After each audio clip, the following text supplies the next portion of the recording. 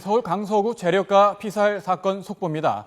김영식 서울시 의원의 살인 교사 혐의 규명과는 별개로 숨진 재력가 송 씨의 비밀 장부가 판도라의 상자로 떠올랐습니다. 장부에 있는 검사나 정치인, 공무원의 이름과 돈의 액수가 계속 흘러나오고 있습니다. 검찰도 이 부분에 대해 본격적인 수사에 나서기로 했습니다. 취재기자 연결해 자세한 내용 들어보겠습니다. 최원석 기자. 네, 사회부입니다. 네, 검찰이 살인 사건 외에도 로비 의혹에 대해서 수사를 확대하기로 했군요.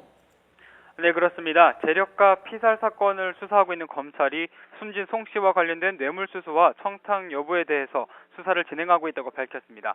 숨진 재력가 송 씨의 장부에 적혀있는 인사들이 실제로 금품을 받았는지, 받았다면 대가성이 있었는지에 대해 수사에 들어갔다는 겁니다. 검찰 관계자는 공무원으로 추정되는 인사에 대해서는 사실관계를 확인하고 있다며 사실로 확인되면 합당한 조치를 할 것이라고 밝혔습니다.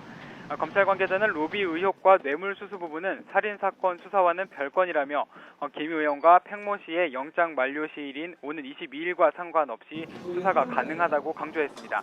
이런 가운데 장부에는 현직 검사 A씨의 이름과 함께 수백만 원이 적혀있던 것으로 알려졌습니다. 검찰 관계자는 다만 일부 언론에서 보도된 것처럼 2천만 원은 아닌 것으로 안다고 말했습니다.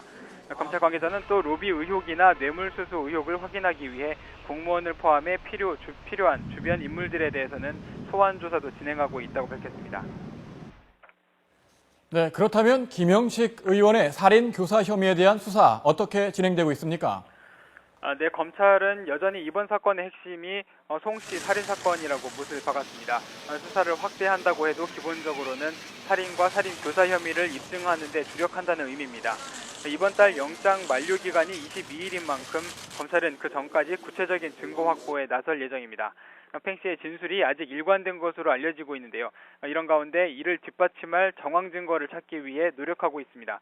이를 위해 경찰 조사 내용을 바탕으로 주변 인물을 재소환하는 등 보강 수사를 진행하고 있습니다.